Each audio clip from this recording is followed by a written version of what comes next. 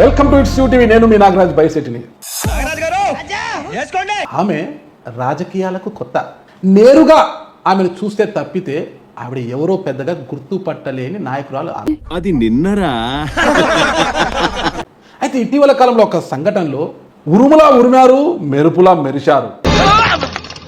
ఊహిస్తేనే భయంకరంగా ఉంది. భవిష్యత్తులో కూడా పార్టీ జోలికి ఎవరైనా వచ్చినా, పార్టీ అధినేత జోలికి వచ్చినా, ఆయన్ని పల్లెత్తి మాట్లాడినా ఇదే స్థాయిలో అడుగులు ఉంటాయి అని ఆమె మరొకసారి హెచ్చరిస్తున్నారు. అంటే దాని అర్థం దేవుడు మీ బిడ్డ విషయంలో ఇంకా పెద్ద స్క్రిప్టే రాశాడు అని చెప్పి దాని అర్థం.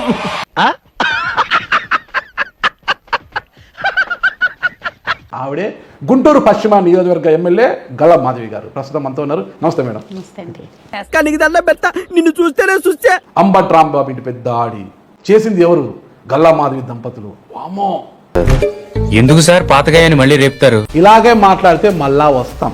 మళ్ళీ వస్తాం, ఇది హెచ్చరిక.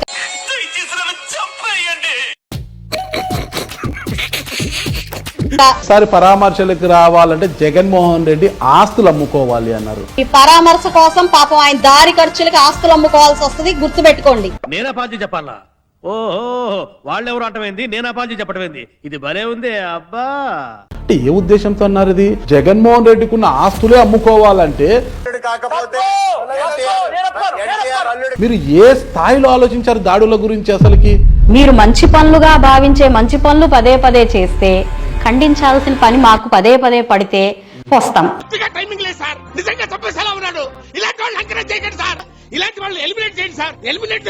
పార్టీ నాయకుడు, ఒక మాజీ మంత్రి, సీనియర్ నాయకుడు అయినా ఆయన ఇంటిపై దాడి చెయ్యకూడదు అన్న విషయం మీకు తెలియదా మేడం? నేను ఎక్కడంటే నువ్వు అక్కడ చూస్తావేంటి? మీరు నాకు అంత కనిపిస్తున్నారు సార్. దాడి చేస్తే కదండి, దాడి చేయకూడదు అంటే దాడి చేయలేదు. ఏం చేశారు మళ్ళా? మేము క్వశ్చన్ ఊరికే చేయడానికి కాళ్ళ వెళ్ళాం. అలా కొట్టారా పోయి? లేదండి, వెళ్ళి మాకు క్షమాపణ కోరుతున్నాం మేము అని చెప్పి అడగడం జరిగింది. డిక్కీ బల్సిన కూడా చికెన్ షాప్ ముందుకు వచ్చి తొడగొట్టిందంట. మేము ఆయనతో క్షమాపణ కోరడానికి వచ్చాం. మాకు పప్పడంలో నవలేస్తా.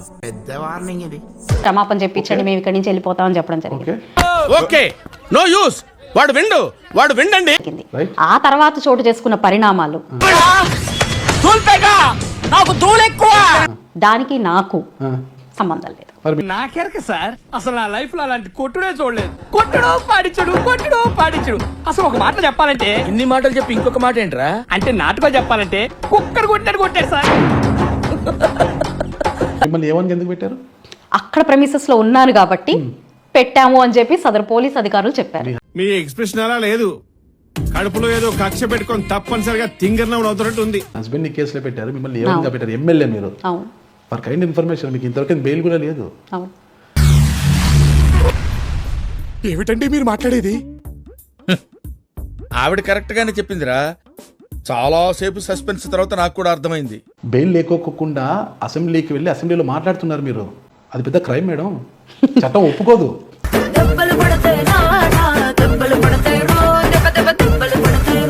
కానీ మీరు అధికారంలో ఉన్నారు కాబట్టి ఏదైనా చెల్లుబాటు అవుతుంది.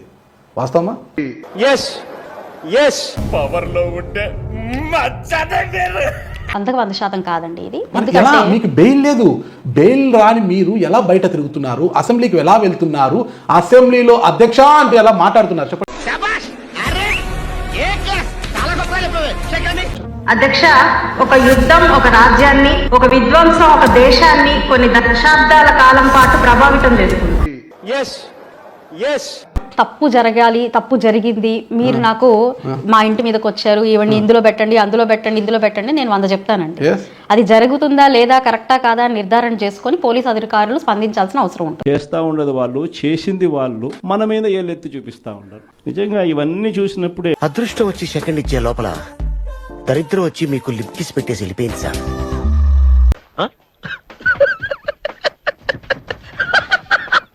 పోలీస్ అధికారులు వచ్చి మీరు పలానా దాంట్లో ఇదిగా ఉన్నారు, ఇది మీరు ఈ నిందితులుగా ఉన్నారు అని చెప్పి మా దగ్గరకు వచ్చి చూపించి మమ్మల్ని ప్రశ్న అడిగితే దానికి మేము సహకరిస్తాం.